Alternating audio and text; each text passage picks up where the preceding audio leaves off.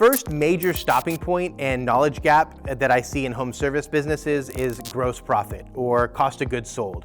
Gross profit and cost of goods sold are the same thing, they're just an inverse of each other. So the cost of goods sold is defined at all of the expenses it costs you to do a job. So if you are a painting company, the cost of goods sold would be the cost of the paint, the cost of the labor, the gas to get there, all of the equipment and little things that you use, like if a little knob breaks on your sprayer, everything that it costs to do that job. Now there are some parts of cost of goods sold that will go into these line items that some businesses use and some businesses don't use. As long as you're consistent and predictable, that's all that matters. And so we want to think about how much does it cost me to do a job. If you've got an operations manager in your business, generally speaking, their primary responsibility is making sure that the cost of goods sold or gross profit is in check.